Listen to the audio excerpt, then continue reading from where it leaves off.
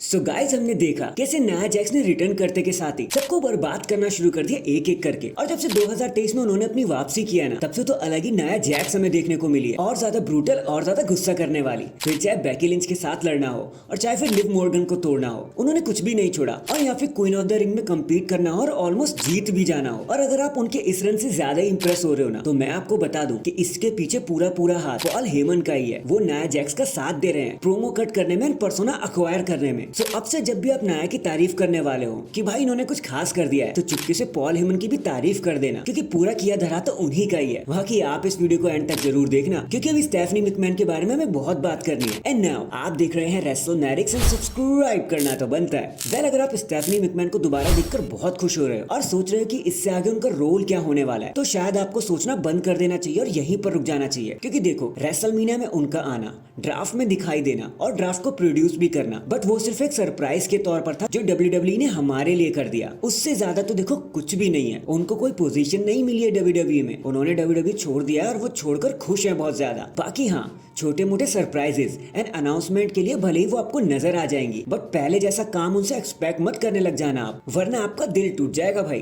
क्योंकि Stephanie McMahon सिर्फ एक दो परफॉर्मेंस के लिए नजर आएंगी, उसके बाद वो फिर से गायब हो जाएंगी। और यहाँ परफॉर्मेंस से मेरा मतलब है सिर्फ अनाउंसमेंट और सरप्राइजेस, बस इससे ज्यादा कुछ नहीं। जैसे WWE ने किया था ना कि ड्राफ्ट में कभी बाबा रे डडली आ गए थे, D1 डडली आ गए थे, JBL आ गए थे, बस वैसा ही कुछ हमें स्टेफनी करते हुए नजर आएंगी। WWE कंपनी में उन्हें कोई पोजीशन नहीं मिली है, बस इतना जरूर याद रखना आप। इसके बाद अगर आप MVP को याद कर रहे थे और सोच रहे थे कि वो अचानक से कहां पर गायब हो गए, क्योंकि पहले तो वो ओमास के साथ नजर भी आ रहे थे, लेकिन उसके बाद WWE ने जल्दी से उन्हें साइडवेज कर दिया और उनका नामो निशानी मिट गया। तो खुद एक वीडियो पोस्ट करते हुए MVP ने अपने बारे में बता दिया है कि यार मैं मैक्सिको जा रहा हूँ अपनी स्टेम सेल थेरेपी करवाने, उसके बाद मैं रेडी हो जाऊंगा लड़ने के लिए। एक छोटा सा रन और करूंगा मैं, इससे पहले कि मैं अपने रेसलिंग बूट्स को हमेशा के लिए लटका दूं, टाटा बाय बाय कर दूं। देखो गाइस, MVP अब ऑलमोस्ट 50 साल के हो चुके हैं एंड उनका स्टेटमेंट से साफ साफ पता लग रहा है कि वो हार्डली 1 साल या 2 साल ही रेसल करने वाले हैं, जिसके बाद वो रिटायर हो जाना पसंद करेंगे, जो उनके लिए ठीक भी रहेगा भाई। इंजर्ड होने से तो बेटर ही है। और मुझे नहीं लगता कि WWE उन्हें और ज्यादा कुछ ऑफर भी करने वाली है, तो वो अगर अच्छे टर्म्स पे चले जाते हैं तो उनके लिए काफी ज्यादा अच्छा रहेगा। तो हैशटैग MVP एक बार और आ जाओ। नेक्स्ट अभी समरस्लैम 2024 का आता पता नहीं है, नेक्स्ट ईयर में हम कुछ जानते भी नहीं है कि होने क्या वाला है, बट WWE ने 2026 की तैयारी पहले से ही करनी शुरू कर दी है, क्योंकि हम जानते हैं कि कैसे next year WrestleMania US bank stadium में किया जाना था, लेकिन पार्टनरशिप चेंज हुई और चीजें बदल गई और बाजी मार लेगा लॉस वेगास और वहां पे रेसलमेनिया 41 हो गया।